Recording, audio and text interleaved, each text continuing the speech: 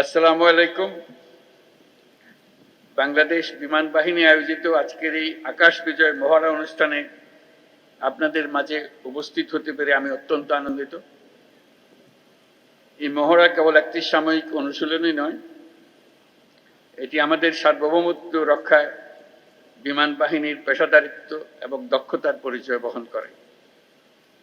আমি এই মহড়ায় অংশগ্রহণকারী সকল সদস্যকে তাদের নিষ্ঠা, শৃঙ্খলা এবং পেশাগত উৎকর্ষের জন্য আন্তরিক ধন্যবাদ জানাচ্ছি।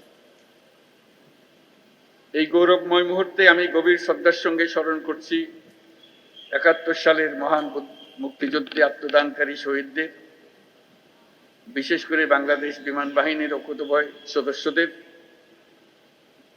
তাদের রক্তের বিনিময়ে অর্জিত স্বাধীনতা আমাদের জাতিসত্তার মূল ভিত্তি। এর সঙ্গে স্মরণ করছি ২০২৪ সালের জুলাই আগস্ট আন্দোলনে নিহত ও শহীদ সকল শিক্ষার্থী, তরুণ তরুণী এবং সাধারণ জনগণকে, যারা দেশের অধিকারের প্রশ্নে জীবন ও রক্ত দিয়ে তাদের অবস্থান স্পষ্ট করেছেন। ৭১ সালের ২৮শে সেপ্টেম্বর বিপুল প্রতিকূলতা সত্ত্বেও একটি অটার বিমান, একটি এলিওয়েট হেলিকপ্টার, একটি ডেকোটা বিমান সহ ৫৭ জন সদস্য নিয়ে জন্ম নিয়েছিল কিলো ফ্লাইট, যা বাংলাদেশ বিমান বাহিনীর নিউক্লিয়াস হিসেবে চিরস্মরণীয় হয়ে থাকবে। যার নামের আদ্যক্ষর দিয়ে এই কিলো ফ্লাইটের নাম করা হয়েছিল, সেই জীবন্ত কিংবদন্তি এবং মুক্তিবাহিনীর ডেপুটি চিফ অফ স্টাফ বীরোত্তম এয়ার ভাইস মার্শাল এ.কে খন্দকারের নামানুসারে সম্প্রতি এই বিমান ঘাঁটির নামকরণের মাধ্যমে আমরা তাকে প্রাপ্য সম্মান দেওয়ার চেষ্টা করেছি। বর্তমান বিশ্বের দ্রুত পরিবর্তনশীল প্রযুক্তির সাথে তাল মিলিয়ে চলার জন্য আন্তর্জাতিক মানসম্পন্ন প্রশিক্ষণ ও অনুশীলন অপরিসীম গুরুত্ব বহন করে। এই প্রেক্ষাপটে বাংলাদেশ বিমান বাহিনীর সদস্যগণ নিয়মিতভাবে বহুমাত্রিক প্রশিক্ষণ কার্যক্রম ও অনুশীলনে অংশগ্রহণের মাধ্যমে নিজেদের জ্ঞান ও দক্ষতাকে যুগোপযোগী করতে সদা সচেষ্ট রয়েছে, যা এই মহড়ার মাধ্যমে আমাদের কাছে স্পষ্ট হয়েছে। দেশের সার্বভৌমত্ব ও স্বাধীনতার প্রতি যে কোনো চ্যালেঞ্জ মোকাবেলায় একটি আধুনিক ও সদাপ্রস্তুত বিমান বাহিনী গড়ে তোলার লক্ষ্যে আমাদের প্রচেষ্টা অব্যাহত থাকবে। বাংলাদেশ বিমান বাহিনী সময়োপযোগী পরিকল্পনা ও দূরদর্শী নেতৃত্বের মাধ্যমে সমসাময়িক ভূ রাজনৈতিক পরিস্থিতি ও কার্যকর আকাশ প্রতিরক্ষার পাশাপাশি বিস্তীর্ণ সমুদ্র এলাকায় নিশ্চিদ্র নিরাপত্তা প্রদানের লক্ষ্যে কাজ করে যাচ্ছে।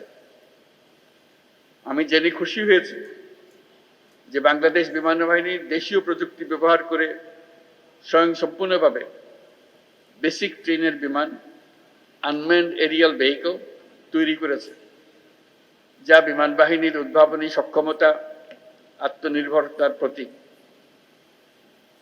বিমান বাহিনীতে ভবিষ্যতে অত্যাধুনিক যুদ্ধ বিমান, হেলিকপ্টার, পরিবহন বিমান, radar, surface to air missile, UAV সংযোজনের জন্য সরকার বিমান বাহিনীকে সর্বোত্তম সহযোগিতা প্রদান করবে।